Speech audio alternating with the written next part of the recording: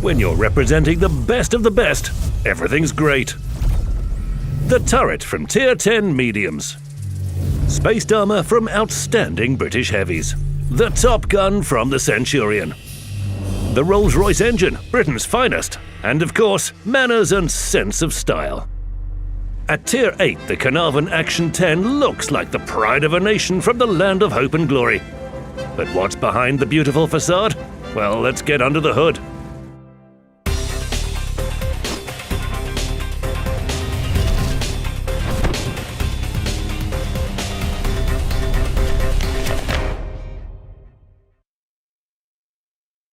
The Caernarvon Action 10 is a premium tank, a steady earner in battle.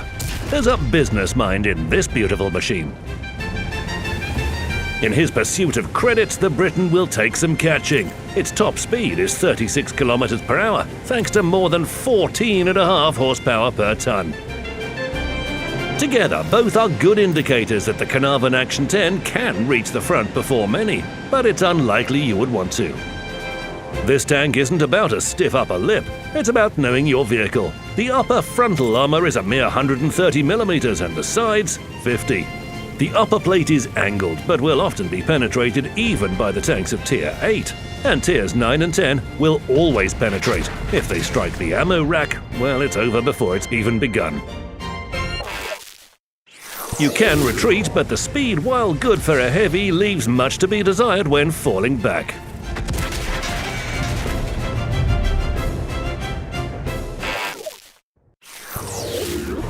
That's why the Caernarvon Action 10 shouldn't rush into an attack all guns blazing. The Brit may look nice on the outside, but he knows when to get his hands dirty. Seeing is believing. This is where its turret comes in handy. The front boasts 254 millimeters of armor and 152 on the sides. The tower allows you to draw an enemy into firing with little chance of penetrating, yet you shouldn't directly engage Tier 10 tanks. But against his peers, the Caernarvon Action 10 will stand his ground. During the game, taking cover and peeking from behind a hill is still fun. Almost anything ricochets from the peak over the gun. The spaced armor allows you to pay less attention to lower-level tanks with heat and HESH shells. The turret comes complete with a purely British gun. Depression angles of -10 degrees. It's certainly a pleasure to play with hills at your disposal. But its alpha is nothing to shout about. That's not a mistake. It really is 230 points of damage. In fact, it's the lowest among its peers.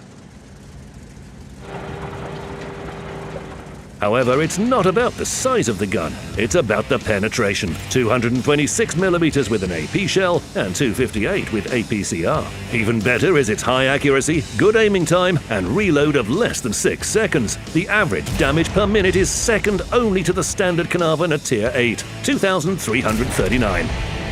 Yet this is just the start. Put in vents, a gun rammer, and a vertical stabilizer. You think we're finished? Nope. With brothers in arms, pudding and tea, and voila! Suddenly we've added almost 30% more DPM at nearly 3,000. All of this combined makes the Caernarvon Action 10 unlike any classic heavy tank. Shoot, roll back, wait to reload, and repeat isn't his thing. This Brit has more energy. You can protrude from behind a hill, ricochet rounds off the turret, fire back and change position.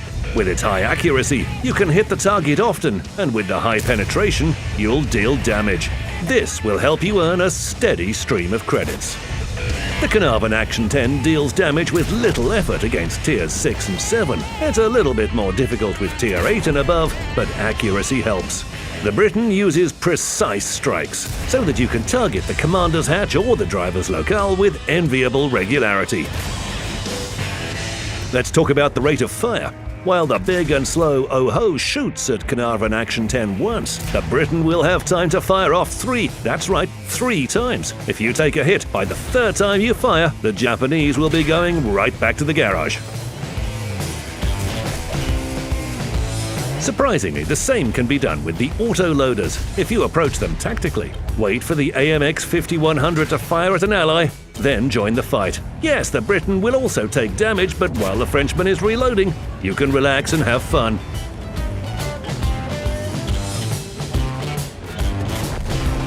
Now let's talk DPM. A platoon of the 3 Caernarvons is one short of the 4 horsemen of the apocalypse.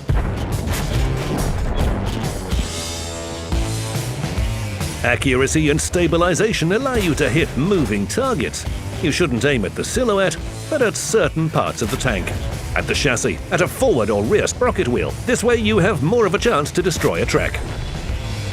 A quick-firing Brit, well, that's especially nice. The enemy doesn't have time to restore their tracks. They will just be destroyed again and again, until the enemy is no more. He doesn't do it because he's an altruist. You get XP and credits for helping your fellow allies.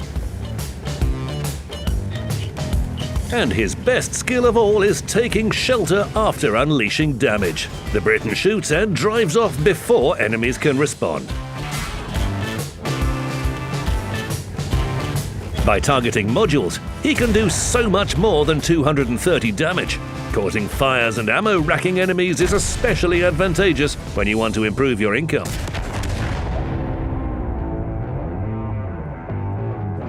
With him in your arsenal, there's no such thing as boring or slow battles. The Brit has 2 states. He's either shooting or preparing to shoot. Whether the tank is idle, on the move, peeking out, hiding, or anything else. The main thing is not to stop. He's for those who like to shoot a lot and quickly, and for those who want to earn and are ready to give their all.